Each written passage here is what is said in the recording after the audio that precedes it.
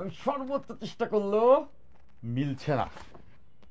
Hello and welcome everyone. So দেখতে পাচ্ছি red pin and blue পিল, তাই না? সো তোমরা যারা ম্যাট্রিক্স মুভি দেখছো রিলেট করতে পারবা। By the way, what I am saying, দুইটা ফিজিক্স বই, তাই না? সো এই ভিডিওটা কোনো ফিজিক্স বইয়ের রিভিউ না, তারপরেও একটু ছোটো করে বলে রাখি যে যারা 26 বছর স্টুডেন্ট আছে অনেক সময় মনে হয় কোন বইটা পড়বো। একদম স্ট্রেইট কাট কথা, যে কোনো একটা বই, সেটা তপন ইসাক যেটাই হোক, পূর্ণাঙ্গভাবে শেষ করলে বইয়েটাও চান্স পাওয়া যাবে। ঠিক আছে, জাস্ট বিশ্বাস রাখতে হবে একটা বইয়ের উপরে। সেই পর্যায়ে আমরা এই দুইটা বই নিয়ে একটা ছোটো এক্সপেরিমেন্ট। তো সেটা হচ্ছে এরকম, আমরা নিউটনিয়ান মেকানিক্স পড়ে ফেলছি ডুয়ার ডাই 3.1-এ। 26 ব্যাচের নিউটনিয়ান মেকানিক্স আমরা পড়ে ফেলছি, এবং ডুয়ার ডাই 3.2 যেখানে আমরা সেকেন্ড পেয়ার পড়বো, আর যারা 25 ব্যাচের আছে তার জন্য নাওয়ান নেবার কোর্সটি কিন্তু আছে। সো এই এক্সপেরিমেন্টটা অনেক মজা, বল বিভাজনের একটা এক্সপেরিমেন্ট।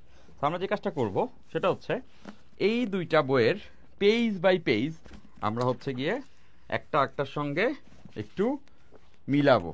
সো লেটস সে আমরা যদি বইটাকে এভাবে করে যুক্ত করি, দুই ভাগে টান দিলাম, খুলে গেল কিন্তু, তাই না? তো এবার কাজটা যেটা করতে পারি সেটা হচ্ছে আমরা একটু ঘন করে পৃষ্ঠা বাই পৃষ্ঠা জিনিসটাকে মিলাই। হ্যাঁ,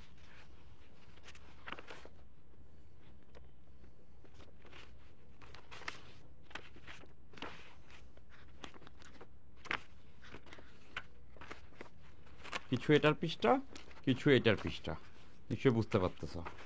মানে যাতে করে অনেকগুলা স্লাইডে ওরা হচ্ছে গিয়ে এভাবে করে একটার সঙ্গে কন্টাক্টে থাকে।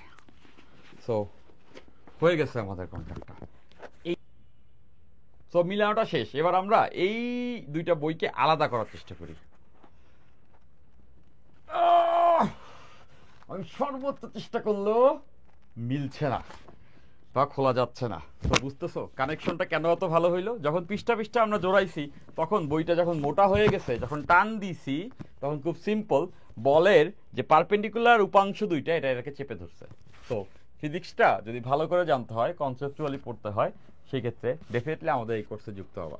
আর এই যে এক্সপেরিমেন্টটা দেখলাম, এটার মোরাল কি দেখো, এভাবে করেও আমি মিলাইতে পারতাম যে দুইটা বইয়ের মাঝখানে জাস্ট একবার হচ্ছে গিয়া আমি জোড়াটা দিছি, টান দিলেই খুলে যাচ্ছে, তাই না? সো এখানে কনসেপ্ট বিল্ড আপ হয় নাই। সো কনসেপ্ট বিল্ড আপ হইতে হলে পাতায় পাতায় জুড়তে হবে।